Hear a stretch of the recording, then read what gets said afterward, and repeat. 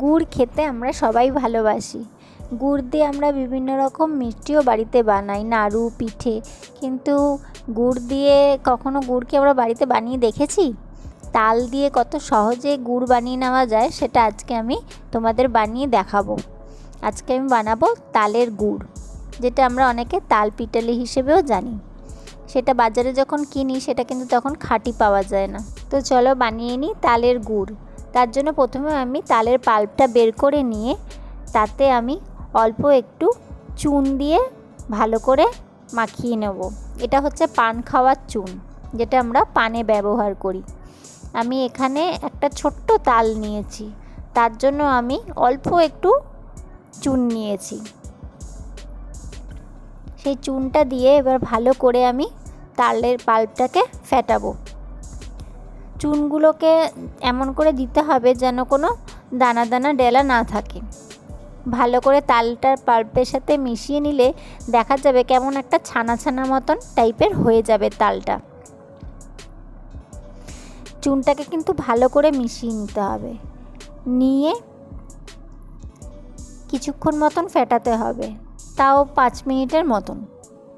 এটাকে ভালো করে ফেটিয়ে নিয়ে আমাকে গরমের মধ্যে ঢেকে রেখে দিতে হবে। আপনারা যদি দিনের বেলায় করেন তাহলে রোদে রেখে দিলে এটা সবথেকে বেশি ভালো হয়। আমি মাখিয়ে নিয়েছি ভালো করে চুনটার সাথে। এবার একটা থালা দিয়ে ঢেকে আমি রোদে 1 ঘন্টার মতন রেখে দেবো।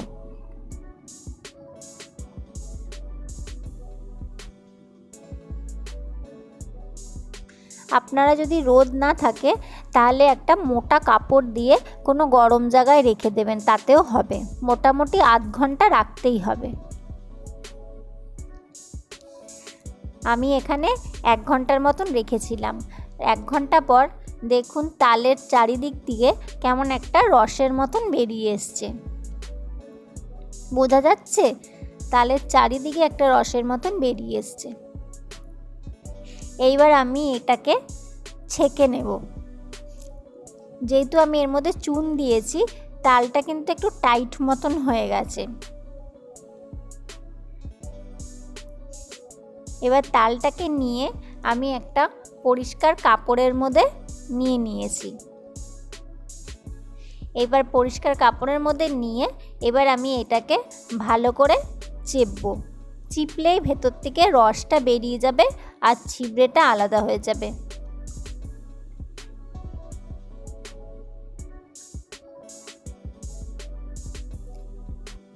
দেখুন পাতলা একটা রস কিন্তু বেরিয়ে আসছে। এইভাবে আমাকে পুরো তালটা চিপে চিপে রসটা বার করে নিতে হবে।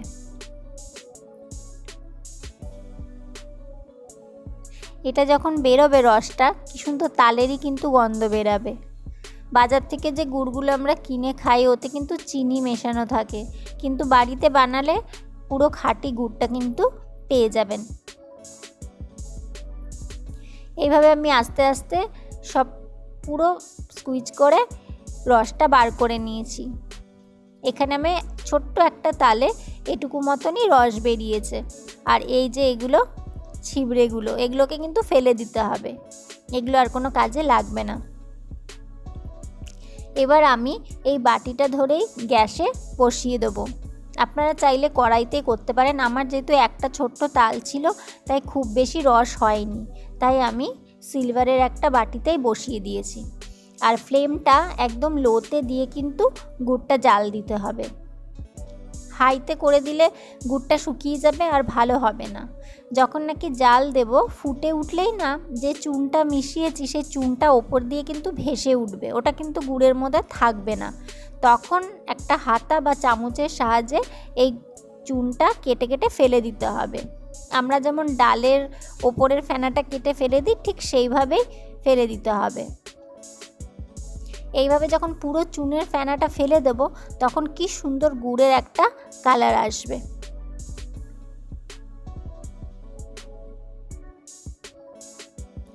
এই চুনটা কিন্তু আর এই গুড়ের মধ্যে থাকলো না। এবার আমি মিডিয়াম আঁচে দিয়ে আস্তে আস্তে নাড়ব আর গুড়টা জাল দেব। যখন এই গুড়টা জাল হবে তখন খুব সুন্দর একটা তালের গন্ধ বেরাবে। আস্তে আস্তে কিন্তু গুড়টা ফুটছে আর ঘন হয়ে আসছে। এইভাবে একদম লো ফ্লেমে দিয়ে গুড়টাকে পুরোপুরি জাল দিয়ে নিতে হবে। যখন গুড়ের কালারটা পুরো ডিপ হয়ে আসবে এরকম, তখন বোঝা যাবে আস্তে আস্তে যেটা হয়ে এসছে। আর চামচের সাহায্যে আপনি আঙ্গুল দিয়েও চেক করে নিতে পারেন, হালকা আঠা আঠার মতন লাগবে, যেমন গুড়ের কনসিস্টেন্সি হয়।